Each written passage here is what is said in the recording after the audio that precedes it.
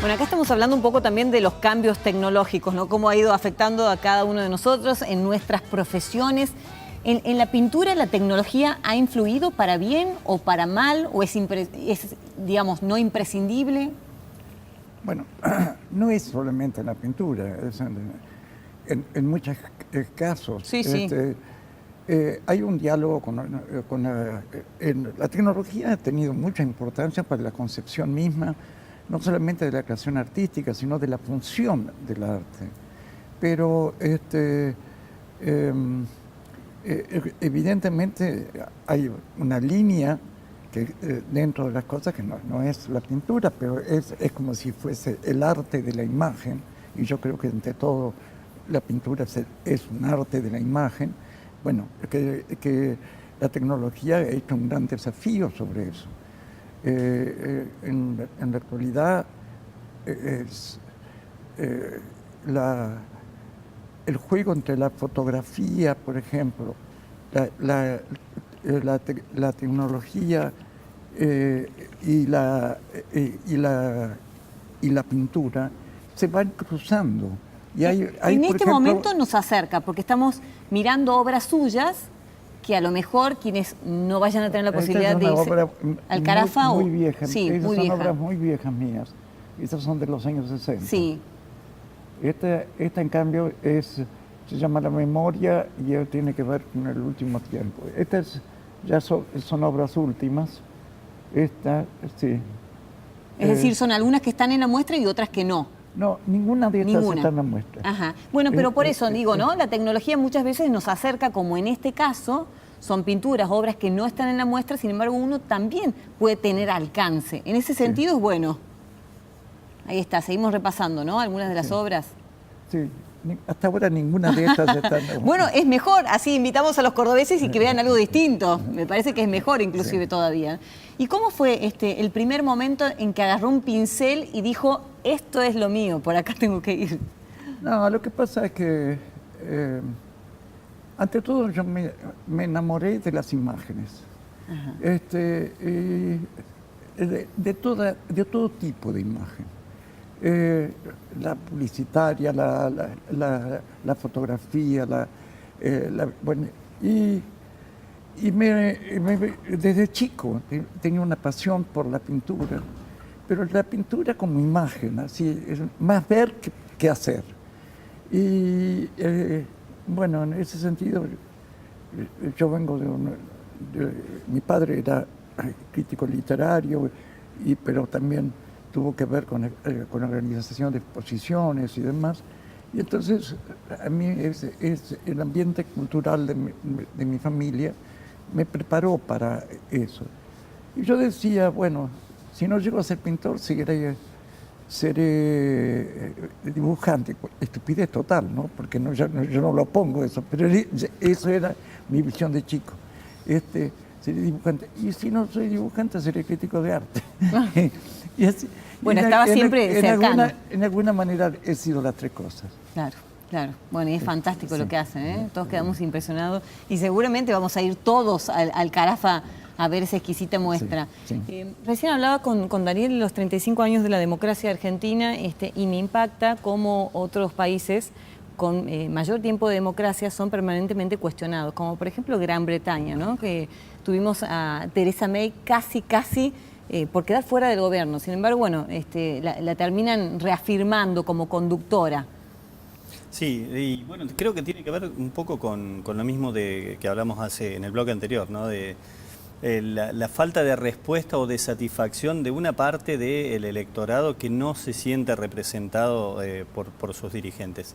May, casi cuando llega al poder, no hay que olvidar que el Brexit, cuando estaba David Cameron, lo convocó casi seguro de que el sí iba a triunfar, el no iba a triunfar y que la elección la tenía ganada de antemano, y lo hizo con un total, digamos, una total imprevisión ante la posibilidad siquiera de que el resultado fuera diferente. Y bueno, lo sorpresivo fue en ese momento que el no triunfó y lo hizo casi por un margen mucho más importante de lo que por ahí alguna encuesta aislada le podía haber considerado. Bueno, entonces había un interrogante sobre quiénes eran los que habían votado por eso y que se sentían un poco fuera de este esquema que le estaba ofreciendo la Unión Europea. Y un poco pasa con Italia también, si uno ve la configuración del gobierno, que es absolutamente impensado años atrás, donde está, por ejemplo, la extrema derecha o un gobierno, si se quiere, xenófobo como el de la Liga Norte,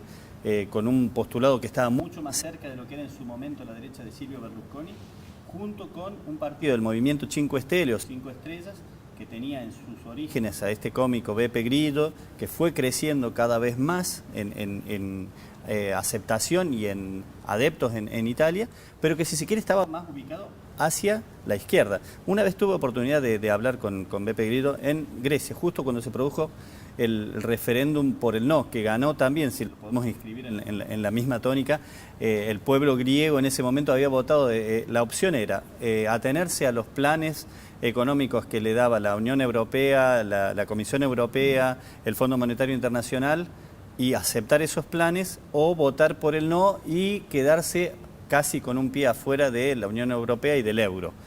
Y ganó el no en el referéndum, casi con un 60% de los votos. Fue el 5 de julio, recuerdo, porque justamente se votaba aquí en Córdoba para gobernación, el 5 de julio del 2015. Y estaba justamente circunstancialmente ahí en Grecia, y en el mismo lugar donde estaba parando yo estaba Beppe Grillo, así que después de la BBC lo abordé para hacer una nota para el diario y contestó unas preguntas que hoy por hoy me parece que tienen mucho más actualidad. Me dice, le digo, ¿esto qué significa? Le preguntaba a Beppe Grillo, ¿esto es un auge de un movimiento de izquierda? No, dice, acá no es ni izquierda ni derecha, es de la gente que no se siente representada ni incluida en un modelo que no satisface a todos. Entonces, al no satisfacer a todos, es mucho más probable que aparezcan este tipo de reacciones. Lo difícil va a ser cómo se mantienen en el tiempo.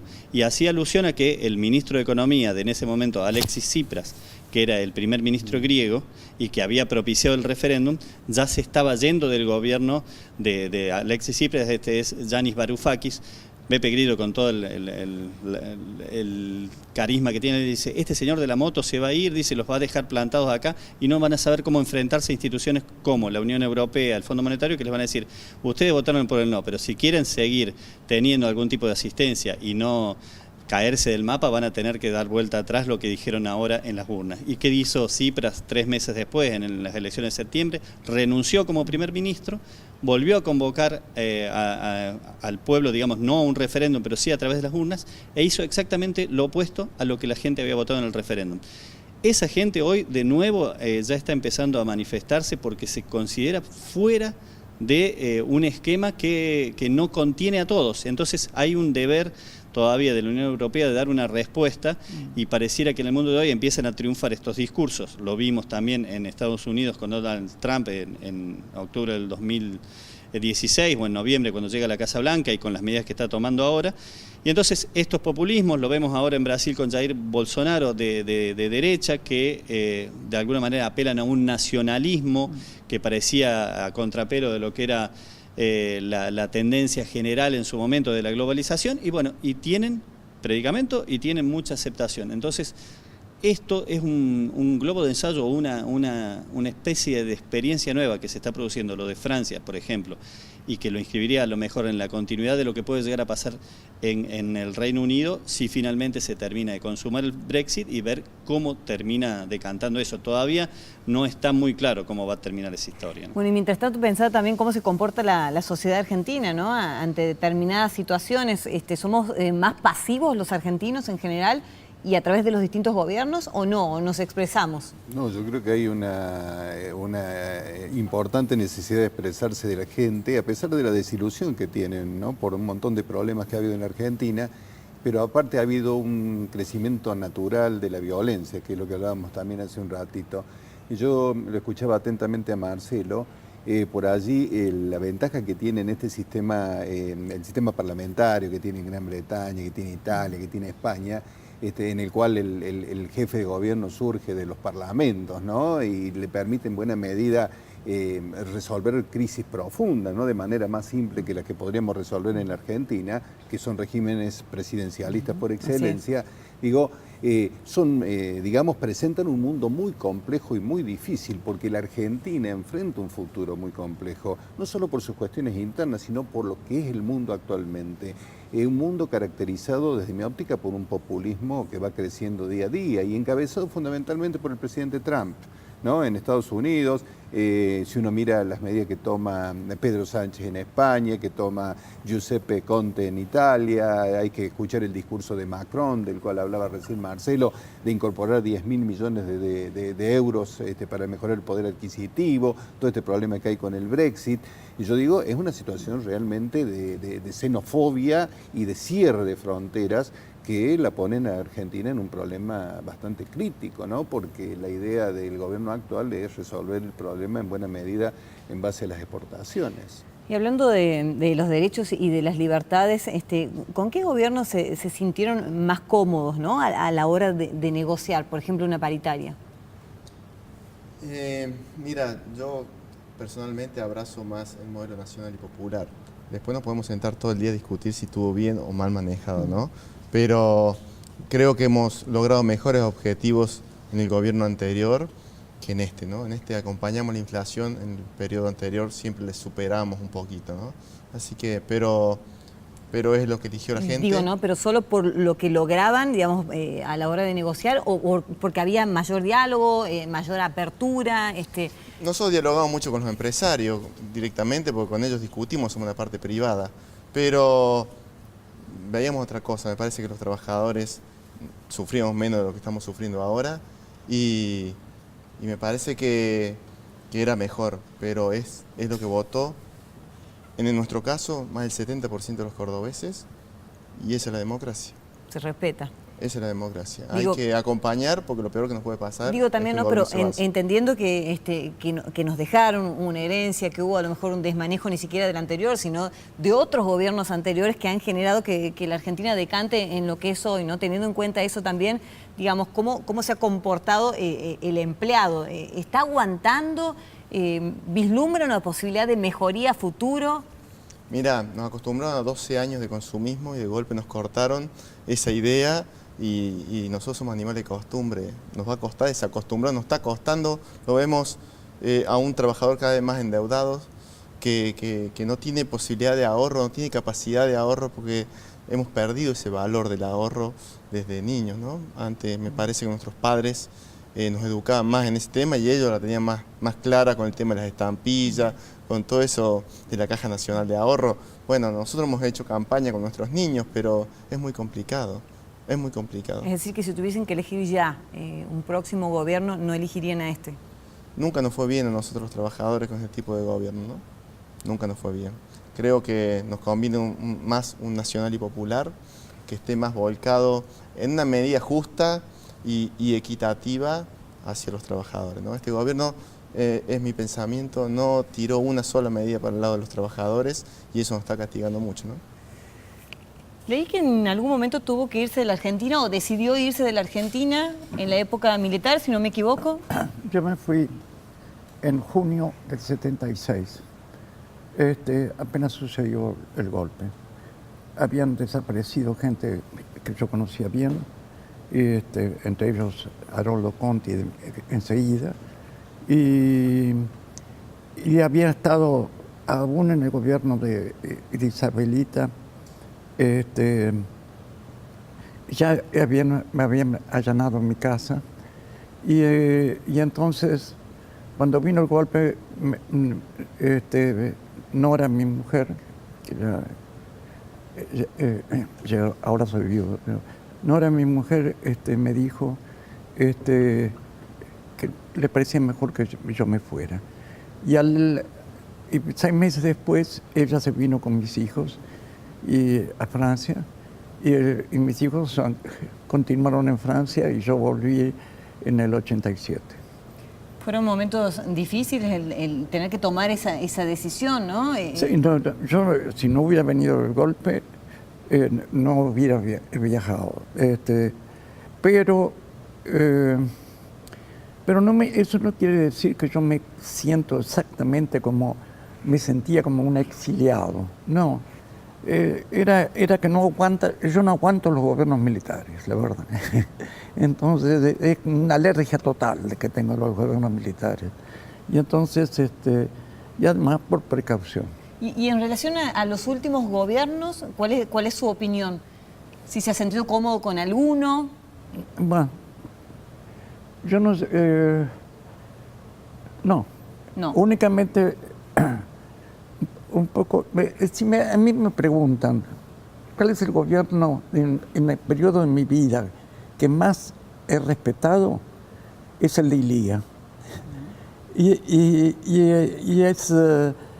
yo creo que el gobierno más estúpido que he sido testigo es el de Onganía. No el más malo, pero el más estúpido. ¿Qué definición? Eso es mi sensación. Bueno, yo antes de vivir de la pintura he trabajado como periodista y yo trabajaba en la sección política, en diarios como La Prensa, La Razón, etc. Bueno, acaba de escribir un libro, de sacarlo, ¿no? Es en terapia. Sí, no, pero eso es un libro que en un momento yo necesité hacer una terapia. Sí. Pero no hacía diván, sino hablaba. Ajá. Y mientras hablaba, dibujaba. Y entonces eso es un poco, y sus consecuencias. Ahora, más allá de este tema, sí. Estaba escuchando su explicación de lo que sucede en Francia. No, mis hijos viven en Francia y mi hijo estuvo recién.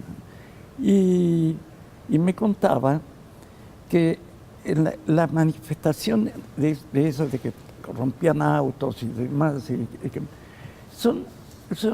no son los que comenzaron el conflicto, sino son los chicos de barrios, así chicos pero de 15 años, y que lo que querían era, por ejemplo, entraban a los McDonald's para robar un sándwich, cosas así, y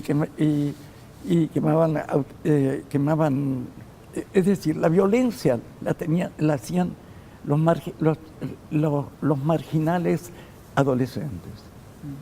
Bueno, es posible que exista un efecto contagio, ¿no? Que salgo a la calle sin tener una bandera profunda, pero bueno, me pliego por alguna necesidad. Pero además hay otra realidad que también es propia en Francia, concretamente de las grandes ciudades, sobre todo en la periferia de las ciudades, sobre todo mucho migrante de segunda o tercera generación que ya no tiene, tal vez la misma cabida que esperaron tener los que llegaron en la primera oleada, en la primera camada, y que son también algunos, no quiero conectarlo directamente, pero muchas veces se dijo cuando ocurrieron los atentados en Francia que eran el pasto sobre el que buscaban cosechar ese discurso de radical islamista, aquellos que iban y vendían de alguna manera una especie como de panacea del Estado Islámico o de otras fuerzas islamistas que actuaron después cometiendo atentados, que eran ya franceses, ciudadanos franceses, provenientes de una segunda o tercera generación de migrantes, pero que estaban afincados en la periferia y que no tenían ningún tipo de respuestas económicas ni ningún tipo de expectativas. Entonces, ese discurso de odio calaba en esos sectores, sobre todo más jóvenes, y fueron después lobos solitarios que cometieron algunos de esos atentados. Bueno, nosotros nos estamos despidiendo y como es un mes especial, diciembre, les voy a pedir a cada uno de ustedes un mensaje, ¿no? Un mensaje sea personal o a título social, lo que deseen, si quieren para la Argentina, ¿por qué no? Daniel. Bueno, ojalá que la Argentina pueda en 2019 salir adelante, que la gente que más vulnerable, los sectores más vulnerables tengan un espacio y sean respetados más, porque si no vamos a momentos muy difíciles en la Argentina.